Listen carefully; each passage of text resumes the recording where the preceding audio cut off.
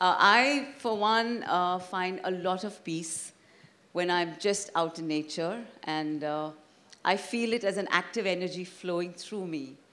Whether it's plants, whether it's the sea. I am from Chennai also. Angela, I'm going to start with you. Welcome to the Jaipur Literature Festival, to your first session. Yes. Yeah. You are actually in the land of Ayurveda, right?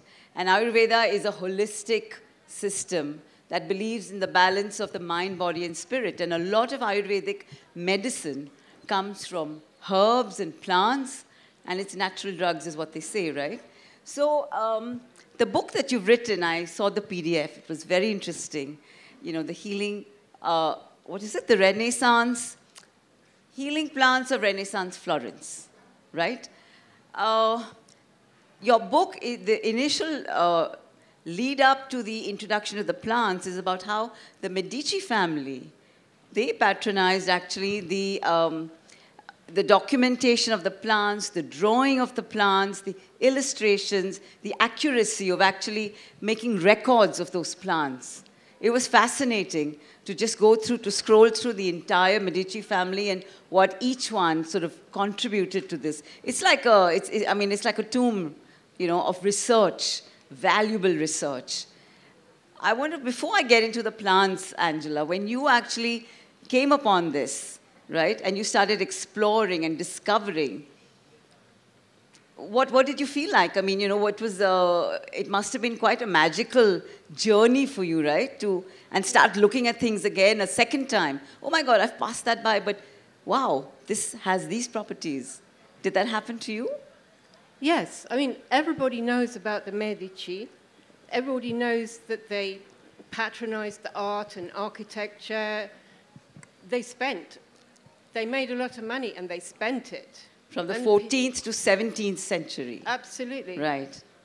But hardly anybody knows that they also patronized herbal medicine.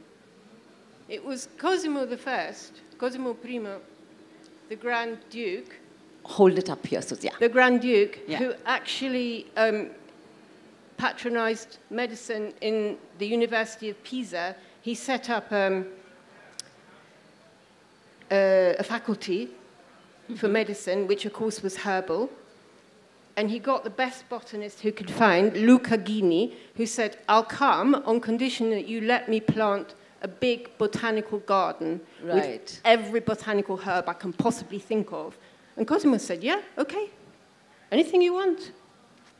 So Luca Ghini was able to teach his students, this is the plant, take them out into the botanical garden and say, this plant here is good for this, and this is what it looks like. Right, right. Because before, doctors didn't know what plants they were using. They just used to go to the pharmacist, the spezzeria, and just say, make me a mixture to treat this or that or the other. Right. And they had no idea what was in it. Right.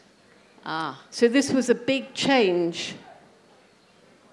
Okay, and it's all been documented. So, I mean, when you actually kind of chronicled plants that you have selected, or yes, yeah. I mean, there were these lists of plants which they used, and I was able to identify and then sort of to find these lists of plants and choose the ones who I could actually translate into English and find the Latin binomial of, because some of them I couldn't do that. Right, right. And plants which we use today.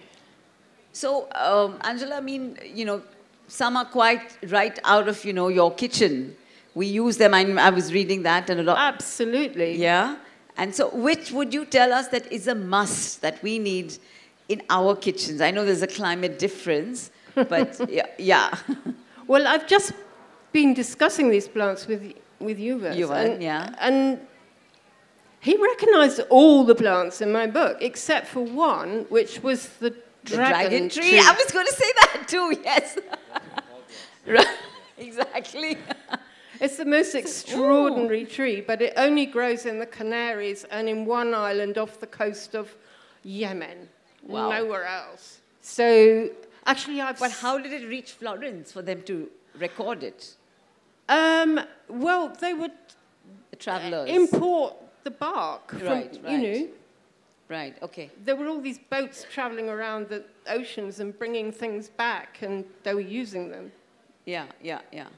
No, but so can you just tell us which plants are a must that we must have in our kitchen? Well, I have to have aloe vera Aloe vera. in all my right. kitchen in case I burn myself or somebody else burns So themselves. it's great for burns, okay. Chamomile, in case you Soothing. can't go to sleep or you have a stomach upset or something. Right. Okay. It's Okay. good. Okay. Um, Fennel. yes. Okay, not that much, all right. We have a lot of fennel in India. It's a great digestive for us. Yeah.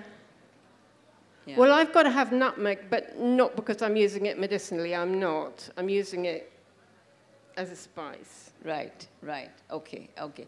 So do you have what would I say, like a greenhouse outside your kitchen where you have an array of herbs and No, I haven't got a greenhouse, but I do have herbs growing outside in my garden, yes. Right, okay, okay. You know, I remember I had gone to, this was a hotel that a long time back, we'd gone to Israel when one was still going to Israel.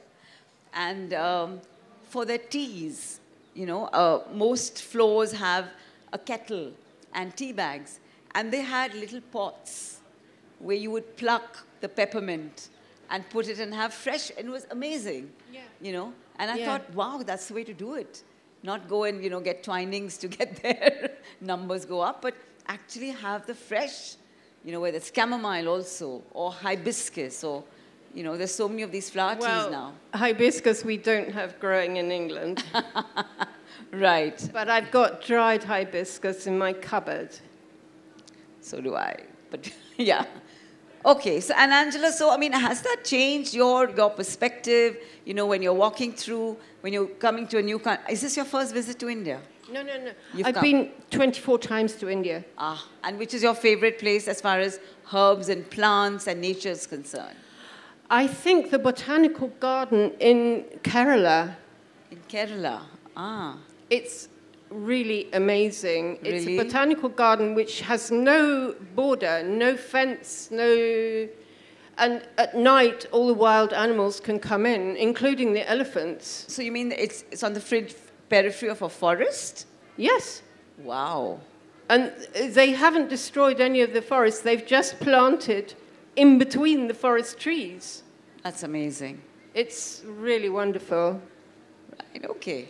And they have research labs there where they're working on plants which they can maybe make into something they can sell to try to raise money, because obviously they don't have enough of it. Right. Ah, okay. It's very, very nice. It's in the foothills of the Western Ghats. Western Ghats. All right. Okay. Thank you. Talking about botanical gardens, I'm remembering the banyan tree in the Krishnamurti area. And Yuvan, as I was saying, I grew up in Chennai. And my fondest memories really are, so I used to live in Santho. And you had Foreshore Estate. And for me, the sea was a living, moving presence in my life.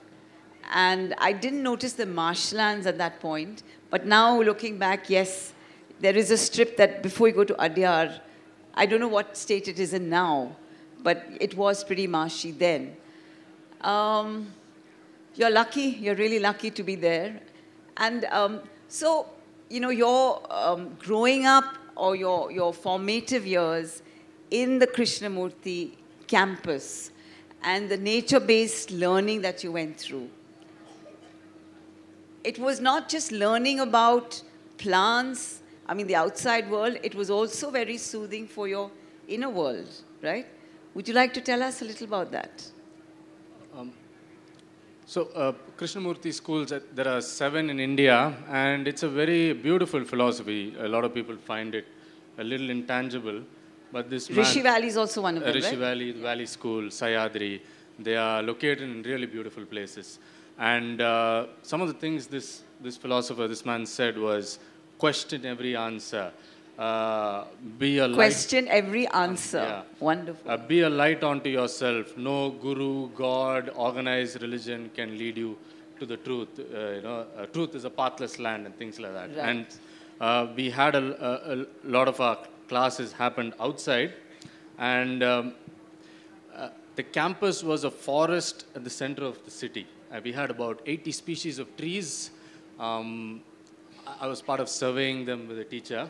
And the most magnificent was the banyan tree. Yeah, the banyan tree, which yes. is what, 300 years old? So opposite, the school's area has changed now, but opposite it there was the Theosophical Society, which has a banyan tree, is about 600 years old. But, based on its girth, we could say about 200, 300 years old, what was inside the school. Okay.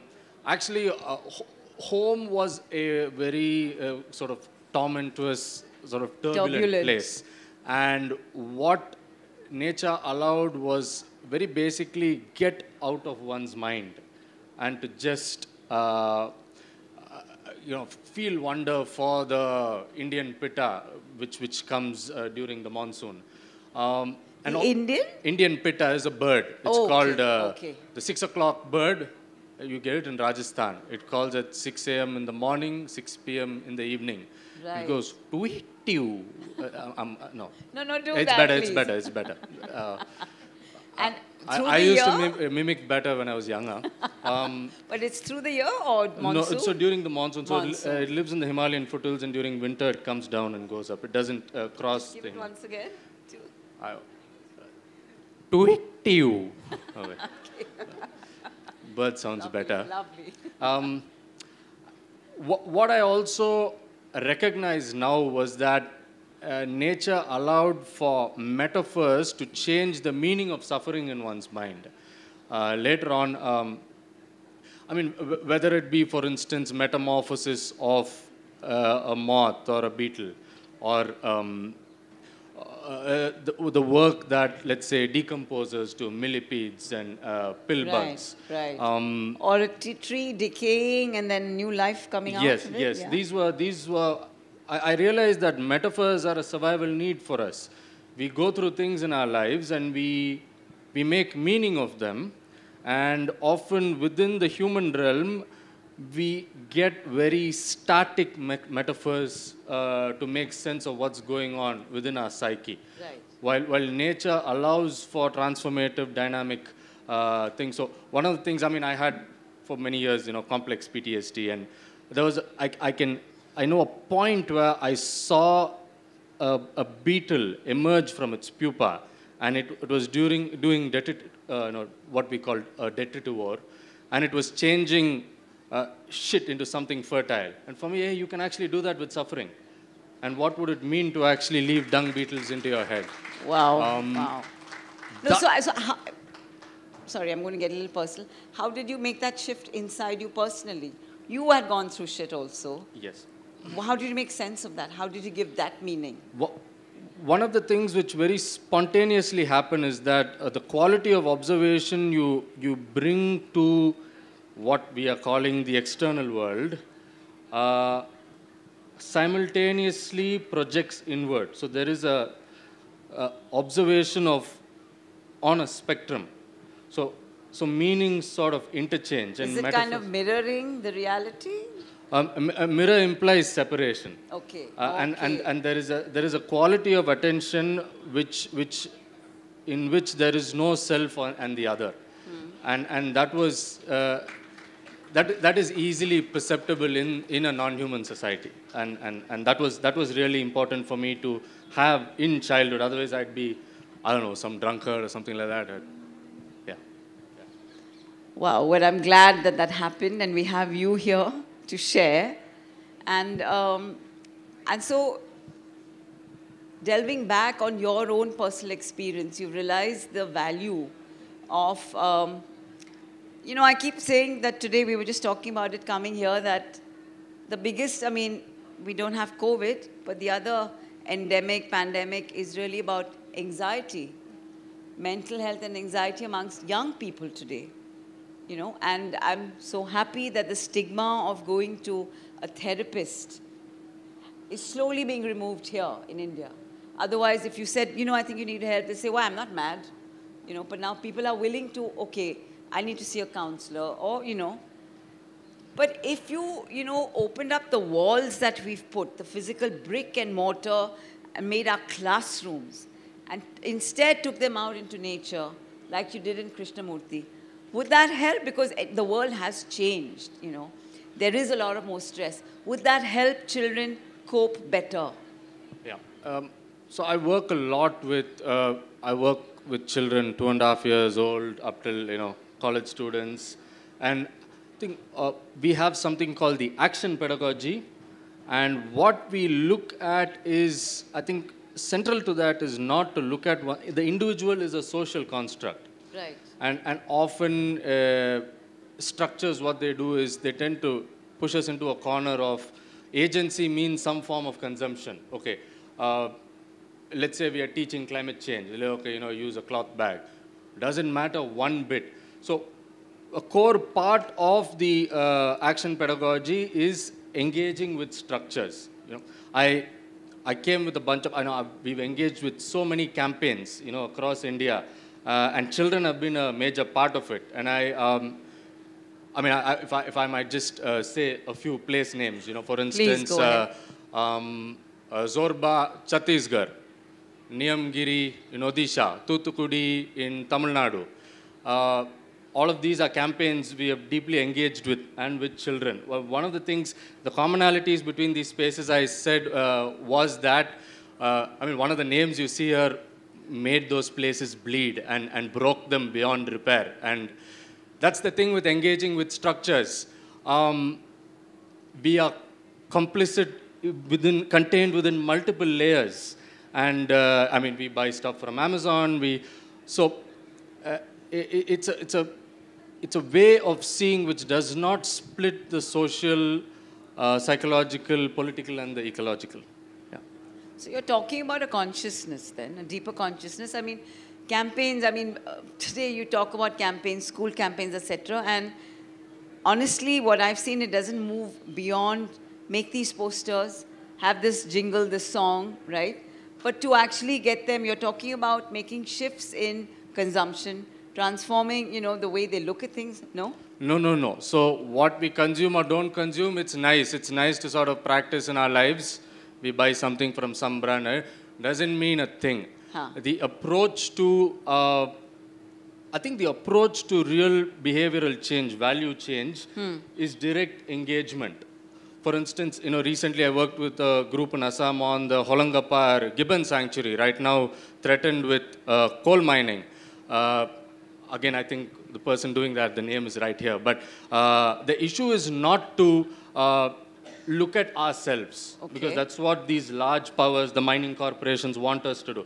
The issue is about not seeing oneself as an individual, but to and seeing one's real strength as engaging with larger structures. Okay, yeah. Okay. No, but when you say larger structures, are you talking about the larger natural, the planet, or is it the institutions? The political, the institutional. Okay. So very simply, let's say we're talking about waste. Right. It's not about what I throw in the dustbin or not. It's about, okay, I have an apartment complex. Is there a system in place? So to be able to transcend the self. Right. Okay. Got it. Thank you. So, they talk about actually that our body also is an ecosystem, right? And in fact, in our Indian chakra system, there are the heart chakra. For me, green is one of the most soothing colors. It's something, and when I later learned about the chakras, there's these 7 major chakras for your healing. The green is supposed to be for the heart, and it is the energy of love and compassion, And then the throat, they say, is creative energy. It's light blue. It's peace. It's the sea. I'm just wondering why we are forgetting all these. This is ancient wisdom that has been in our land. There's stories around this. Why are we forgetting all these things? And now I don't know. It's like we're scrambling around for answers when they're all right there, right? So, Angela, I wanted to ask you. In terms of you've been writing about plants, and you're a naturalist, right? And you've been exploring. You're being modest here. Something like that. Something like that. Okay. So, I mean, have you come across any myths or any, things around plants that could be relevant today in a form of storytelling to young people, to adults also love stories? Well, there are lots of plants which have a calming effect, which you can use quite safely rather than having to take pharmaceutical drugs. Right, right. And they would be, like you've mentioned, chamomile. Chamomile sage. is one. Sage. Passiflora. Okay. Hops. Do we have that here? You probably don't Hops? have hops in India, but you probably do have passiflora and chamomile, yes. Okay. Passiflora is really good. Yes. I mean, drinking these kind of teas is much better than taking pharmaceutical drugs. So would I say that you don't visit a doctor ever? Are you your own? Well, I have been known to go to the doctor. You have been known, sorry, to? I have been known to go to a doctor. And for what? What is it that... I have also been to see an Ayurvedic doctor. Right. On 3 different occasions in India, when my health had been completely ruined by an allopathic doctor who gave me a really bad antibiotic. Yeah, and it had its side effects, and I think really we've all gone through that. Destroyed me. And I was amazed every time this Ayurvedic doctor, by taking the 6 pulses, was able to tell exactly what was wrong with me. Where the imbalance was, yes. And would give me these little pills that just contained herbs, which always worked. But I know nothing about Ayurveda. Right. I just know that if you find a really good Ayurvedic doctor, he can cure anything. Absolutely, in fact, yeah. Really, really impressive. But I don't even know which herbs they used or anything. But I have to say that when we were talking together, you knew of practically all the plants which I talk about in my book, because they all grow here. Right. What about you, Yuvan? What's your medical treatment? You just go out and... No. I try not to go to the doctor. I'm prone to kidney issues. I have a sort of genetic kidney condition. Okay. So I've started... So there's something called the devil's thorn. You find it a lot in some parts of Rajasthan. It's called Tribulus terrestris. Okay. So I have that powder, which when a stone starts forming, I get a sense. And there's a sort of itch in my ureter. So I drink that, and you can feel it dissolving. Actually. Amazing. And then we also have something called the Pulapu in Tamil, which I forget the scientific name, which is also useful. That's something I often use. Right. Yeah. So, I mean, and I also personally go to an Ayurvedic retreat near Coimbatore. I try and do it once a year. But whether I've got issues or it's just a cleanse, a detox. But, I just wanted to zoom out and get the larger picture where all of us are aware. It's like impending doom, climate change, the temperatures changing everywhere, forest fires, etc., etc. And yet we're just still talking, right? Yuvan, what would your answer be, that we start working with young people, young minds, or is it going to be too late? Yeah, I think it's a very large question what you've asked. And if you look at the history of Indian jurisprudence, we have Aruna Roy ma'am here, who after 10 years of work got the RTI Act. Absolutely. Good laws came when people worked like that, or when nature came and whacked us on the nose. By ourselves, I don't think, I mean like larger systems, very rare. For instance, most recently, there were the Wayanad landslides. Decades ago, Madhav Gadgil said, make these areas no-go zones. They need protection. There's going to be landslides. After the landslides came, however, there was the eco-sensitive area notification. Right. So sometimes I feel, and in Earth Transform, Peter Frankopan ends with this. Last year I was in conversation with him. He says, I don't think we're going to do anything. The bad things are going to happen where we're like, oh my God, we got to do something, and we take radical action. Unfortunately, that's been the pattern. I'm not endorsing it, obviously, yeah. But is that, someone says that nature strikes back. It's nature's way of rebalancing because we are not listening as human beings. We're just plundering, if I may use the verb plunder. And I've been told also that the whole coastline of California, etc., it's going to get changed in the next 10 years. And it's almost like someone has been prophetic and then you're watching it happen. You all feel helpless, right? This has been, in fact, the history, one of my important mentors and friends, Robert McFarlane, his new book is coming out in May, and he starts with the Epic of Gilgamesh, where two hubristic men go and destroy a forest and bring about the end of that civilization. This is what, how old is it, 4,000 years old? Yeah. About 4,000 years old. And this has been the repeated pattern. However, with respect to climate change, I think climate is a very large, global phenomenon. If we can shift the lens, and a lot of fossil fuel companies, mining companies like to talk about climate because they have a carbon fetish, because then you can mine lithium. Right. You can mine tungsten in Melur, Madurai, which yesterday People's Protest won. You can techno-fix climate, but you make it about water, you make it about biodiversity, then you have to engage locally, you have to imagine totally differently. I think it's important also to move away from the climate lens in order to find agency in ourselves locally. Can you explain that? Move away from the climate lens. Perspective. So what I mean is... it seems so large, you say, what can I do? So climate is measured by a 30-year average. Okay. All the Indians can do all the right things. If the US and the UK screw up, we can't do anything. However, for our local issues, and often what we suffer by is through issues which are not, climate is really a risk amplifier. It does not have a form of its own. It's a ghost which sort of possesses existing problems. You take, for instance, port building in Tamil Nadu. Causes erosion. Climate change speeds up. Ocean currents causes erosion faster. Problem is port building.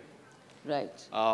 Problem is mining. I really believe in what the anthropologist Jason Hickel said. It's the time for degrowth. It's a time for That's an interesting term. Yes, absolutely. Angela, do you want to add to that?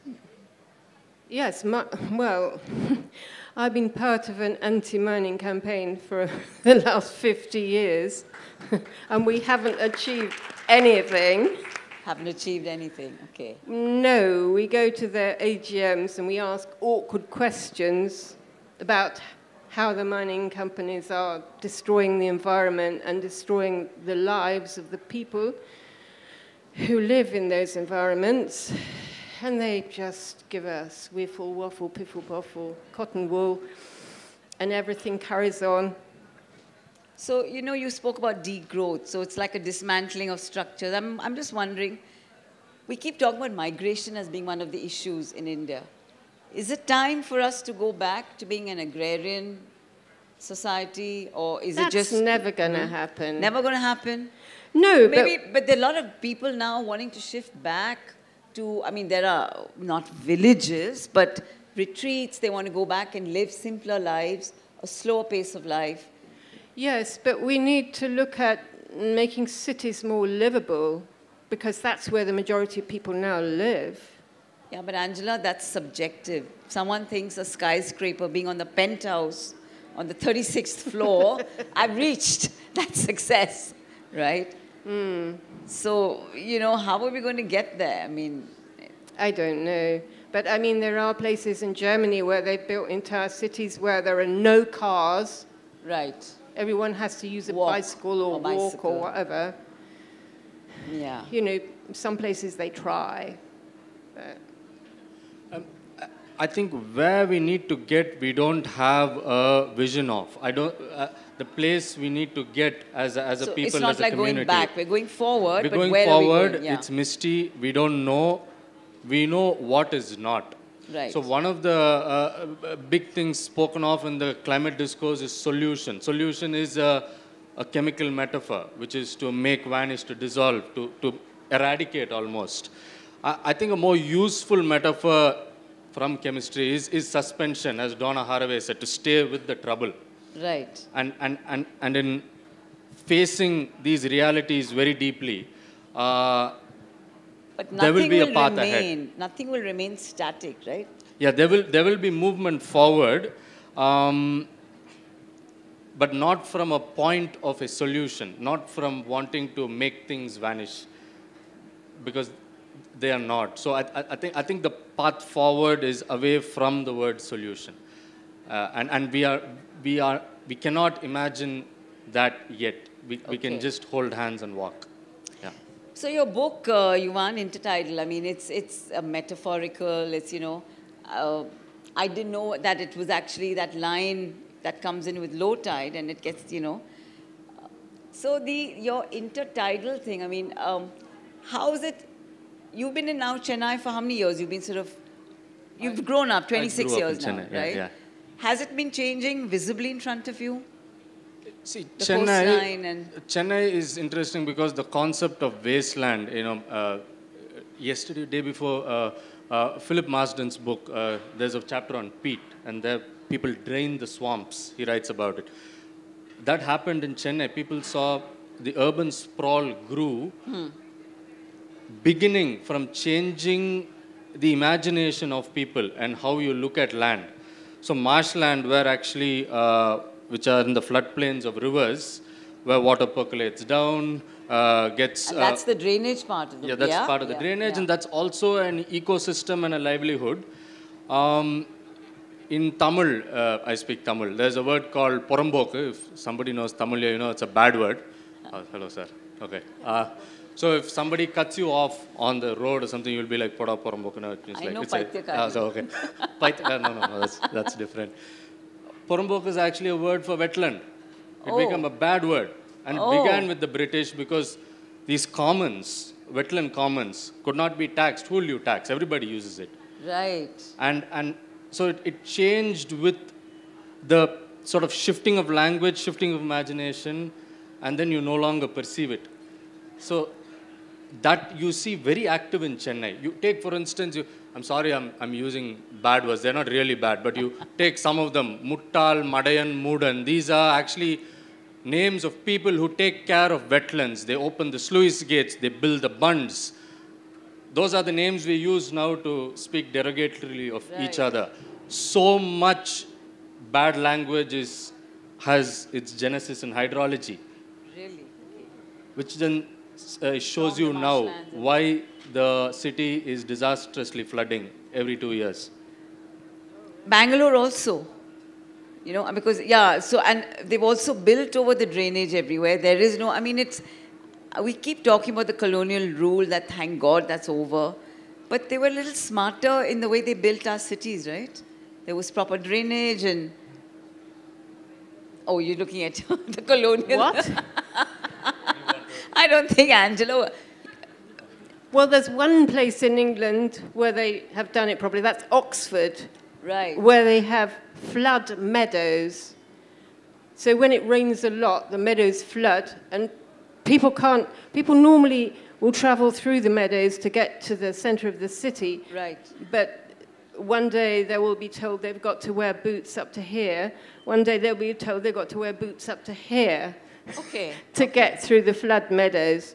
But only in Oxford. And guess why? Money.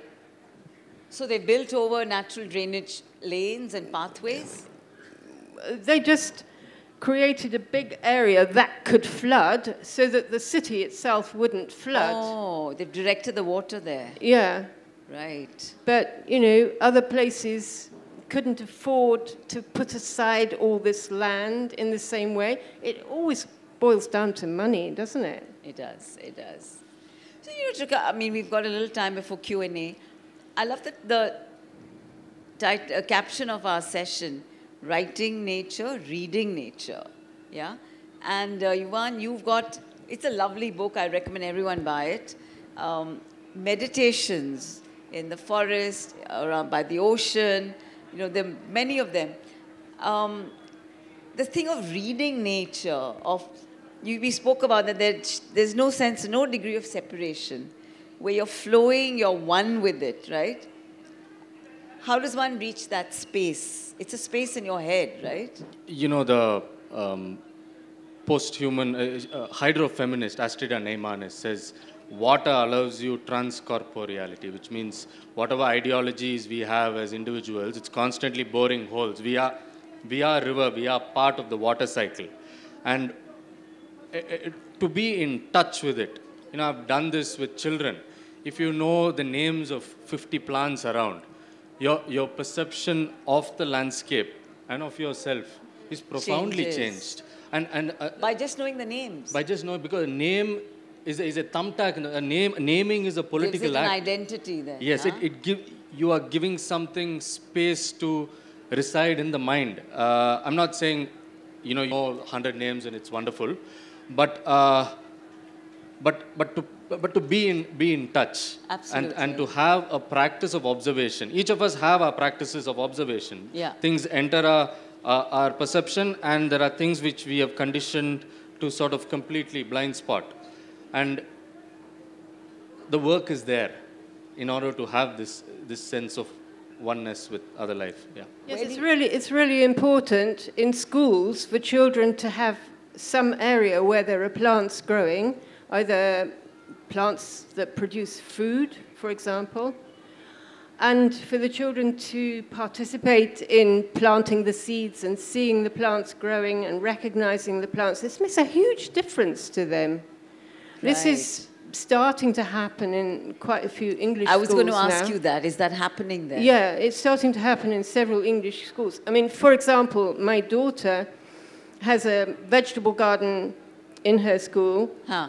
And after school, she has an after-school club where the children come and work in the garden. And then in autumn, they pick all the fruits of their labors and take it to a local market to sell.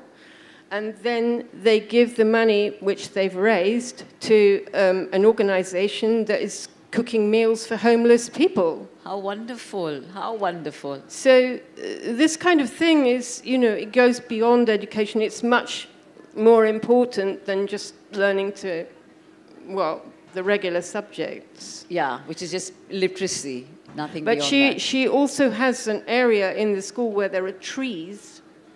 And the autistic children love to be amongst these trees. Oh, wow, okay. They become very calm and happy. Oh, he's saying 10. No, that's all right. There is 10 minutes left. Please finish what you're saying. They are happy to be in that environment and to pick up things off the ground, leaves, right, feathers, things like that. Yeah, yeah. And they're tranquil and happy, contented. I mean, I think nature's your best teacher about the cycle of life, right? That nothing is permanent, but then life renews itself.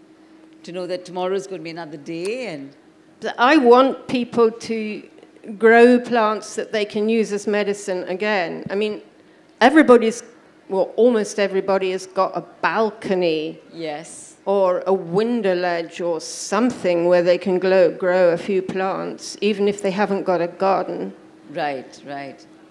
And actually, I hope Angela's book has arrived, because it's a lovely... I hope so too. She's actually detailed, there's a illustration of each plant, and she's written details about what the uses are, the medicinal uses, how you can use it. So if it's here, it would be great if people could pick it up, Angela.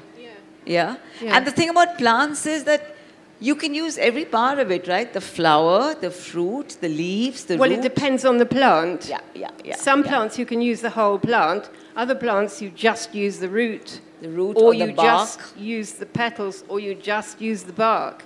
Like cinchona, the quinine plant, you just use the bark. Yeah. Depends. Or you just use the seeds. True. Or you just use the leaves. Some you boil in water, some you use in a different way. Seeds is something everyone's eating these days. Yeah. Yeah, I mean, sunflower seeds, sesame seeds, pumpkin seeds. It's become very fashionable. It's like, upping up your nutrition. Yeah, well, I eat a lot of seeds. Yeah? Yeah. But I'm not a bird, so I don't have a crop. So I grind them up in a coffee grinder. All right. I'm going to open it up for questions from the audience. Both of them are amazing, I'd say, encyclopedias of information. Maybe we could have 2 or 3 questions together. The mic, please. Yeah. So I personally think that there is no political will, especially in the current regime, I would call it regime and not whatever, politics, in India to protect nature. In fact, we are violating it in the name of progress, and unfortunately, most people applaud it. You know, nobody raises a voice and nobody questions. A naturalist once told me that animals don't have a voice. And since they don't have a voice, their basic needs are not being met. And what is their basic need? Is basically to just exist. And Ma'am, the question, please. no question, I'm just commenting. And I it's just a comment. Yeah, and I want him to say something about it. How would you respond to that, Yuvan? Yesterday, okay, right now on the southeast coast, there is a mass death of olive ridley sea turtles happening. Before coming here, I was actually counting sea turtle carcasses. In Andhra, more than 3,000. In Chennai, more than 1,200. And one of the things my partner and I saw was a certain sense of public apathy. There are these large turtles, bulge-eyed, stinking, eggs oozing out of their stomach, mothers which have come to lay eggs but have died from mechanized fishing. People are standing there. So there's a sort of a entitlement era which capitalism has created into us. And yesterday, Yogendra Yadav wrote a beautiful thing about how in the Delhi elections, air pollution is not featuring in anybody's manifesto. And that's because the public is not framing the issues which political parties pick up. When they do it, they pick it up. So I think part of this is about creating an active citizenry, which is involved and engaged. I don't know how we are trying to do that. I mean, so many of you are, of course, but yeah, that's my response. Well, in Goa, they actually were protecting the turtles. They cleared all the people off the beaches. They won't allow any loud music at the moment. And Absolutely. The turtles are coming in and laying their eggs, and they're putting fences around them to stop people from damaging them. Yeah, there is a strong movement in Goa. That's right. We have a strong movement. The problem is the turtles are dying inside the sea and washing up. Law enforcement is very difficult in the open ocean. Yeah. Okay. Thank you. Sorry, the other questions, he will be signing his books. You could ask him there, right? Yeah. All right. So my question is with regards to how you were mentioning that school systems and education systems can be redesigned to redesign the metaphors. However, when we hear about the Purans, like the Ramayana, it features the Dandakaranya. And when we talk about Mahabharata, these talk about forest in a dangerous perspective. That is something to be feared of, like Hidimba coming from the Rakshasas. So the instinctive fear is like, if I see an ant, I should run away. If there is a forest, I run away. So how do we make those changes in the narratives, perhaps you could shed light? That's an extraordinary question. We do a lot of walks and tours in Chennai. One of the things we are doing is we are making and collecting stories. In the Mahabharata, it's a wonderful text. I don't want to get into trouble, but the Rakshasas are Adivasis. Yeah. We grow up learning that people living in forests are monsters. That gets ingrained into us. You look at, for instance, Santal's story, where God actually goes and asks the earthworm, listen, give me some mud. I don't know how to make the earth. Can you teach me? It's a sort of multi-species world making. Those are the kind of stories we need to hear. Yeah. Yes, I spent some time in Jharkhand actually helping to record some of these Santal stories because these tribal people, they know everything about the environment around them, and they do no damage, they make no mess, they leave no trash, nothing. They are such nice people. Yeah, it is peaceful coexistence. In large part, yeah. And their identity is melded with the landscape. It's not that they're going there. They're not exhabiting, as Tim Ingold said. To quote the tribal elder, Lado Sikaka from the Dongriakon tribal, who was fighting a mining company in the Niyamgiri Hills. He said, I'm not fighting for the mountain, I'm the mountain fighting for itself. Yeah. Yeah.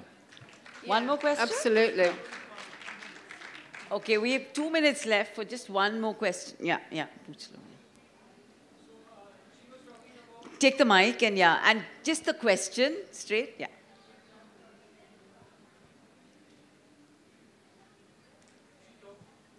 About having Nutri gardens sort of in the schools, and I'm proud to say that I'm part of a project which we are working in the rural areas where we are establishing those Nutri gardens in the schools, government schools. But my question is that when we ask the authorities, school authorities, to let the children do the work themselves, they were taken aback saying that the school children will not work because somebody would then report and will get into trouble, that we are making school children work.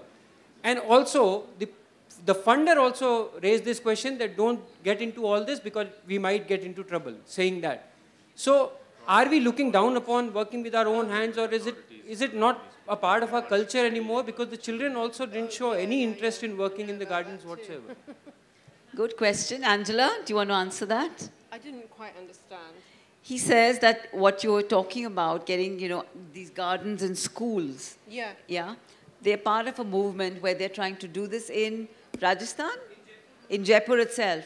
However, the authorities are saying, well, don't get the kids to work because there might be some objection. He said the children also are not showing interest in wanting. He said, are we looking down on working with our hands? I mean, I think there's a sensitization issue here.